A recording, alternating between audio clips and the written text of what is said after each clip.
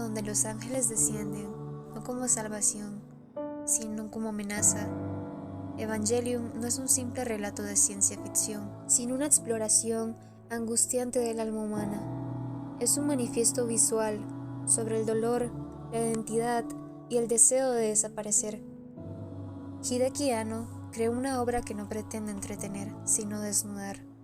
Desnudar las emociones que evitamos, las preguntas que reprimimos, los vacíos que ignoramos. Evangelion es un espejo que se rompe para reflejarnos mejor. Este video no es una sinopsis ni una guía de episodios. Es una autopsia emocional y filosófica de los personajes y sus traumas. Un análisis profundo donde la psicología clínica, filosofía existencial y simbolismo se fundan para revelar el verdadero monstruo de Evangelion, el ser humano. Episodio 1. Shinji Ikari, el eco del silencio. Shinji Ikari es el núcleo emocional de Evangelion, no porque sea un héroe tradicional, sino precisamente porque no lo es. Es un niño frágil, introspectivo, temeroso, cuya principal lucha no es contra los ángeles exteriores, sino contra demonios interiores. Desde el inicio, su conflicto se articula en torno a un deseo profundamente humano: ser aceptado.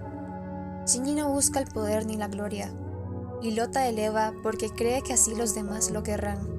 Su existencia está definida por una paradoja emocional. Desea conexión, pero teme al rechazo. Anhela el afecto, pero se siente indigno de recibirlo. Esta paradoja se traduce en pasividad, en retraimiento, en esa frase que se repite como un mantra: no debo huir. Pero esa consigna no es valiente, es angustiosa. Es el intento de un niño por encontrar razones para seguir existiendo. El abandono de su padre y la ausencia de su madre son heridas abiertas. Gendo lo usa, lo manipula y jamás le ofrece el más mínimo calor humano. Shinji crece con la convicción de que él es un estorbo, un error. Esa visión se ve constantemente reforzada por sus interacciones con el mundo. Incluso cuando parece que alguien lo aprecia, duda de la sinceridad. La autopercepción negativa está tan enraizada que cada acto de bondad lo desconcierta. Evangelion es, para Shinji, un espejo violento. Cada batalla lo obliga a enfrentar su propia incapacidad para definirse. Cada impacto dentro de Eva es también un trauma emocional. No es una extensión de su cuerpo, es una cárcel simbiótica que lo obliga a sentir lo que reprime. En el episodio 16, cuando queda atrapado dentro de Eva, confronta su vacío existencial. No hay un enemigo externo, solo su conciencia.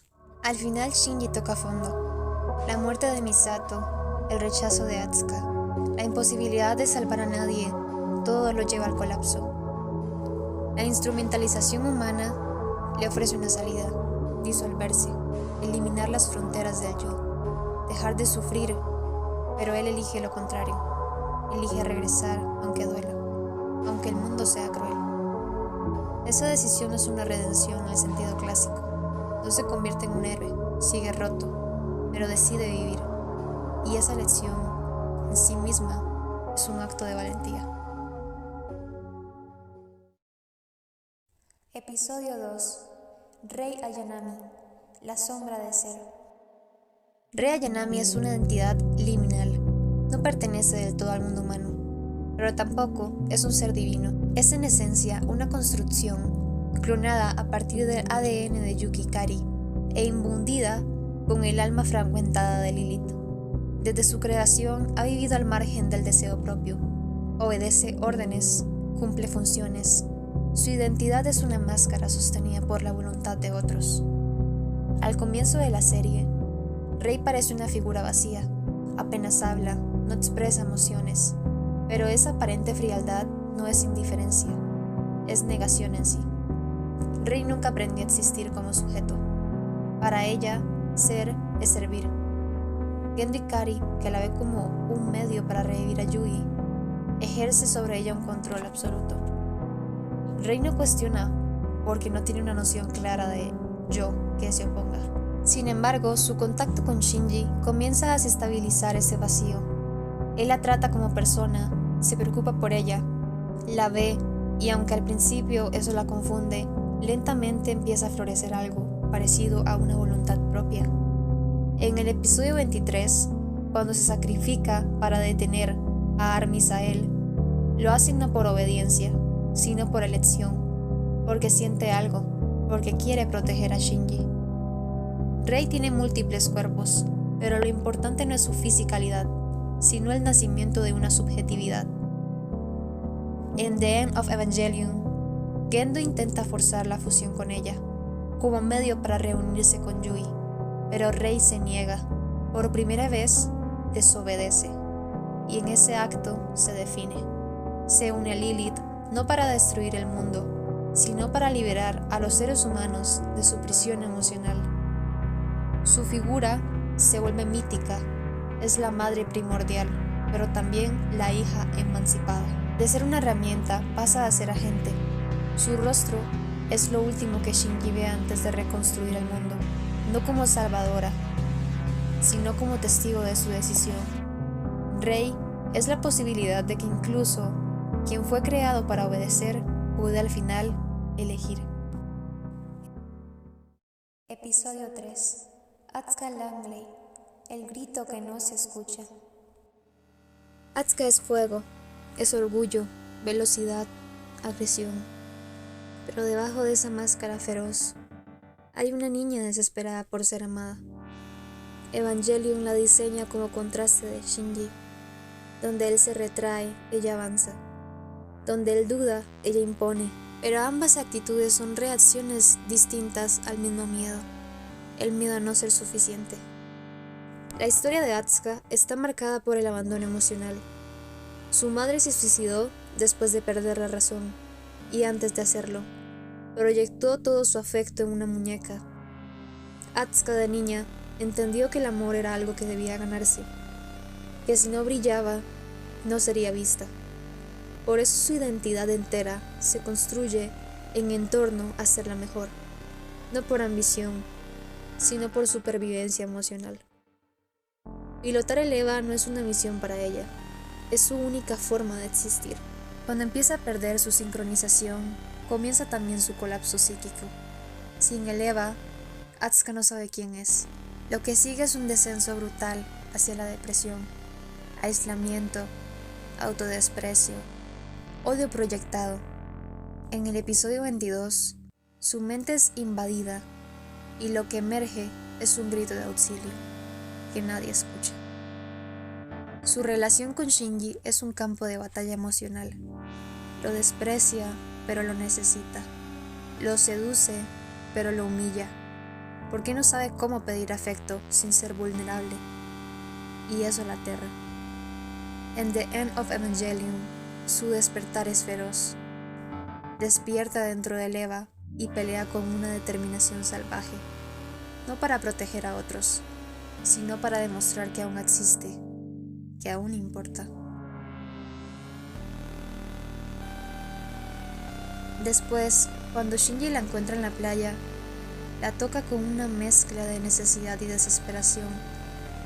Su reacción final ha sido interpretada de muchas formas, pero no es rechazo puro, es límite, dolor, afirmación de sí. Atsuka no quiere ser la válvula de escape emocional de Shinji, quiere ser vista, sí, pero también quiere decidir cómo. Atsuka es la personificación del grito que no se escucha, de la furia que esconde ternura, de la máscara de fortaleza que oculta una herida. Episodio 4. Kagoro Nagisa, el otro que acoge. Kagoro aparece en un momento clave, cuando Shinji ha perdido toda esperanza. Es un ser ambiguo, tanto por su origen, ángel y humano, como por su comportamiento. Habla con dulzura, con comprensión, con una aceptación que contrasta radicalmente con todo lo que Shinji ha vivido. Kagoro representa la posibilidad del amor incondicional. No exige nada, no proyecta expectativas, simplemente se acerca con ternura y dice: te entiendo, Para Shinji, eso es revolucionario. Por primera vez, siente que alguien lo acepta completamente, sin condiciones ni juicios. Esa breve conexión es tan intensa que roza lo espiritual. Pero Kagoru no es solo un ángel amable, es también una figura trágica. Sabe que está destinada a morir, sabe que su existencia amenaza a la humanidad, y aún así se ofrece a sí mismo. Tú debes matarme, decide tú. Ese gesto no es solo un sacrificio, es un regalo. Le entrega a Shinji la capacidad de elegir, y con ello lo reconoce como sujeto. Kagoru no tiene un pasado traumático, no busca llenar vacíos, y desde esa estabilidad puede ofrecer algo que ningún otro personaje ofrece: la presencia que no invade, la aceptación sin condiciones. Su muerte deja en Shinji una inmensa herida, porque representa lo que podría haber sido: un mundo donde ser vulnerable no significara ser destruido. En The End of Evangelion, Kagoru parece durante la instrumentalidad, no como redentor, sino como un guía. No salva a Shinji, pero le recuerda que puede salvarse a sí mismo. Kagoru es el otro que no hiere, el que abraza sin pedir, el que muere, no como mártir, sino como acto de un amor profundo. Episodio 5. Misato Katsuragi. La contradicción entre protección y destrucción. Misato Katsuragi es una figura ambigua, protectora y caótica, maternal y autodestructiva. A primera vista parece fuerte, decidida, incluso hedonista, pero debajo de esa superficie vive un torbellino de culpa, trauma y represión. En ella, Evangelion encarna la figura del adulto roto, aquel que ha aprendido a vivir, no resolviendo su dolor, sino disfrazándolo. Misato perdió a su padre en el segundo impacto. Él se sacrificó para salvarla, la vio morir y luego renacer.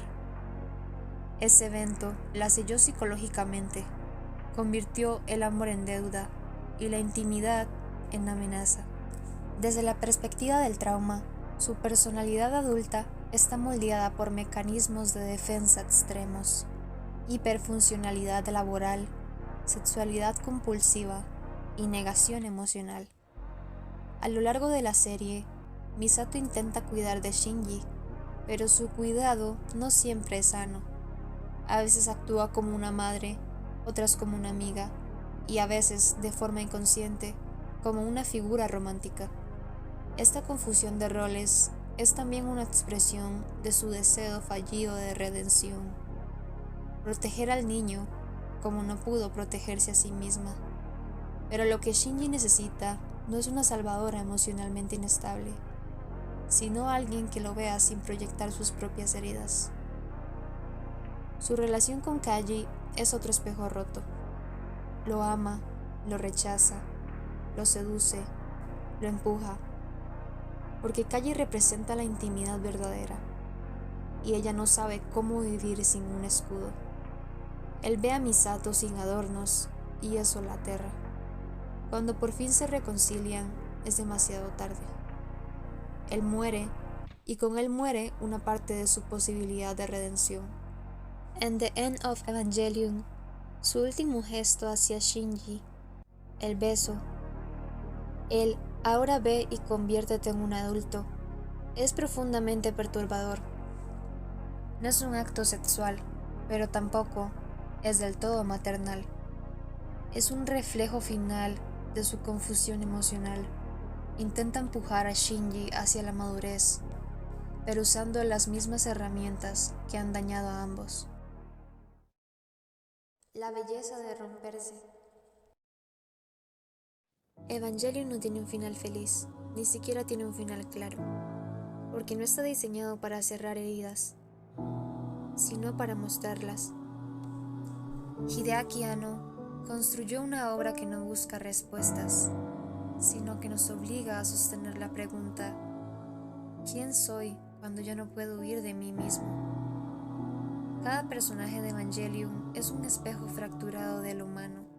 No hay héroes ni villanos, solo sujetos heridos intentando encontrar sentido en medio del colapso. Shinji, Asuka, Rei, Misato, todos llevan una máscara, y Evangelion se dedica a arrancarlas una por una, hasta que solo queda lo esencial: el dolor, el deseo, la soledad, la posibilidad de amor. Evangelion es un tratado sobre el trauma y la defensa. Desde la filosofía, es un ejercicio brutal de existencia. Desde el simbolismo, es una misa negra donde la tecnología y la mística se funden para hablar de lo más viejo, el alma humana. Y sin embargo, pese a todo su nihilismo, Evangelion también es una obra sobre la vida. Porque en el momento más oscuro, cuando todo se ha derrumbado, cuando ya no queda nada más que el vacío, incluso ahí existe la lección: quiero estar aquí. Y ese deseo, por frágil que sea, es revolucionario. Evangelion no nos enseña a ganar, nos enseña a resistir, a sentir, a fallar, a elegir existir aunque duela, a reconocer que el otro también es un abismo, pero un abismo con el que, tal vez, podamos compartir el silencio. Evangelion no es una historia sobre Evas, es una historia sobre ti.